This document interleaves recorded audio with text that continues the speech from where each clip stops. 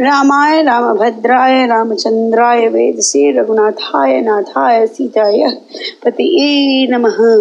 Aranya chapter number 9, Wifely Solicitude. The recitation begins now.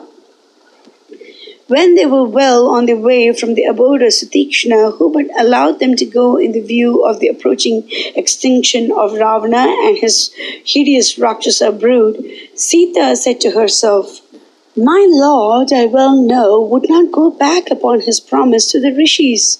Then the enmity of the Rakshasas would part him from me and cause him untold misery." She turned to Rama and gently and skillfully acquainted him with her doubts and fears, all through her overwhelming love for him, and said, "Lord of my heart, this noble path could be trod only by him who had set his foot on the three evils engendered of desire. Narrow and thorny is it beyond description. Untruth, the first of them, is a bit less dangerous than lusting after other women and causeless persecution of the innocent. Untruth can be never associated with your name in the past or present or the future. Likewise, your heart is utterly incapable of harboring any lustful thoughts of other women. Ever wedded to Dharma, your heart has no place for any other woman. Your utter filial devotion proclaims you as a soul of virtue and, as such, a man of his word. Of boundless might, your dispassion far exceeds that of Lakshmana. Truth, dharma, power, dispassion, and other excellences crown you forever. It comes natural to him who has his senses under perfect control, and I well know you as the foremost of such. The ignorant and the misguided are easily led into the third of the evils and causelessly hate and injure others. And I am forced to say that you have caught the contagion now. Your word has gone forth to slay in battle the Rakshasas in the forest of Dandaka and bring peace and safety to the rishis therein. Did I not hear you say, "I have come down fully armed to these woods but for that very purpose"? I saw you start on your expedition against the Rakshasas. I reflected upon your utter devotion to truth, on pure love to your wedded wife, and I set about to think upon the means that would secure you eternal happiness. Then a deep gloom fell upon me.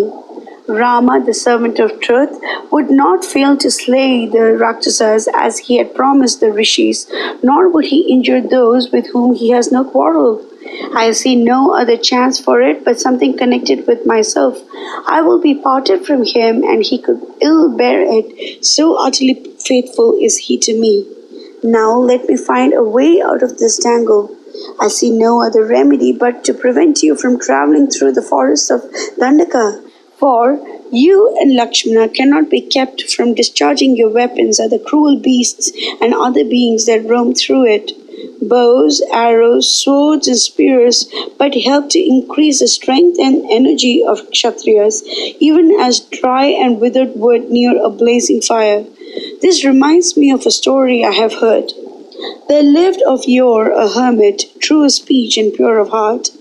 Indra sought to test the strength of his tapas, and approaching him in the guise of a soldier, left his sword in charge. The guileless one roamed through the forest, and the sword never left his hands the while. Was it not given him for safekeeping, and was he not bound to restore it to its owner? In a short time, the sword inflicted him with his own vibrations, changed his peaceful nature into a cruel and bloodthirsty one. He bid farewell to his tapas, delighted in cutting at everything he came across. He raced down the path to dreadful hills, all through the wicked contact of the sword that filled him with brutish fierceness and swept away his feet from the path of dharma. Weapons make short work of the good nature of those with whom they come into contact, as a blazing fire consumes the objects within its reach. I but remind you of what you know, through my love for you and through the favor I have found in your eyes. I would not have you think for a moment that I presume to teach you your duty. I would not have you slay the Rakshasas with whom you have no quarrel. It becomes not your nature and training, nor does my heart consent to it. This taint will spread wider and deeper with time and lead you to torture and injure everything you come across. Is it not the duty of the Kshatriyas to go armed? Well, it is true, but to relieve the miseries of the good and the holy that dwell in the forest. Do you not admit such a necessity? I submit that you have no call to do so at present. These weapons should grace you when you are on the throne and bear the weight of a kingdom on your shoulders. But you have put away the crown and everything pertaining to it, and have come to the calm and peaceful forests. Strife and battle, death and wounds go hand in hand with a Kshatriya's life.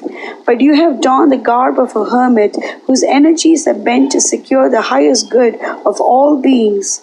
These are as far apart as the poles. It is meet we follow the life and habits of those that dwell here. Let us throw away these weapons and devote ourselves to prayers and meditation. Your arms do but insensibly warp your nature.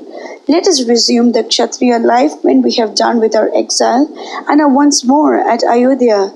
I am sure that this will give boundless pleasure to Dasharatha and Kaikeyi. All good follows the steady and the unswerving practice of Dharma. Wealth, happiness, and knowledge follow in the wake of Dharma, and liberation is a fruit of wisdom. Dharma is a life sap that runs through this universe. No one that gives a free hand to his body and senses ever secures this Dharma, the hard-won crown of vows, observances, fasts, penance, and mortifications of flesh.